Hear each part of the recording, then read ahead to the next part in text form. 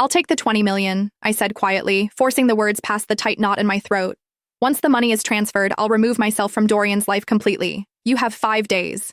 My tone was calm, but my fingers were shaking so badly I had to grip the phone with both hands. A sharp, victorious laugh burst through the speaker. Vivian sounded pleased, almost celebratory. So you finally understood your position, she replied.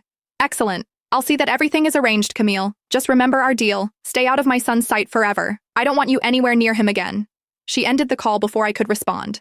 For a long moment, I didn't move. The sudden silence felt deafening, as if the world had been sucked out of the room. My phone slipped from my grasp and landed softly on the sofa. My eyes stung, but nothing fell. No tears, only the dull, hollow weight of giving up. If this had happened months ago, if I were still the woman I used to be, I would have fought back. I would have screamed, demanded answers, clung to Dorian with everything I had. But something in me had changed. I was too tired now, too broken to keep battling a world I never belonged to. I shut my eyes and released a shaky breath. This wasn't how our story was meant to end. 5 years earlier, I had found Dorian lying unconscious beside the road, his clothes soaked with blood, his memories erased by the crash that nearly killed him. At that time, I barely had anything myself, just a rundown apartment with cracked walls, a thin mattress I bought secondhand, and enough money to scrape through each week. Still, I brought him home. I cared for him day after day. I cooked simple meals from whatever I could afford. I cleaned his wounds, stayed awake beside his bed at night, whispering reassurances into the darkness. When he finally woke, disoriented and afraid, I forced a smile through my tears and told him, "You're not alone anymore. You're with me." He couldn't remember his family, his past, or even his own name.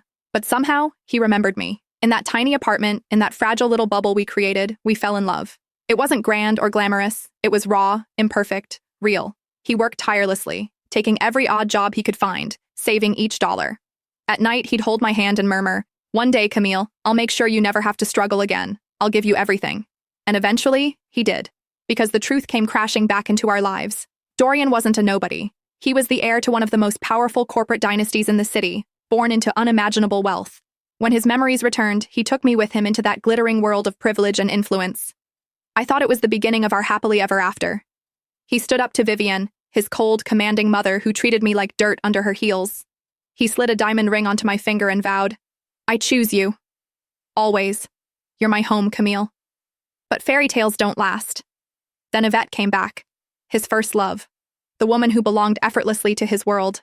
Beautiful, elegant, connected. Everything I wasn't.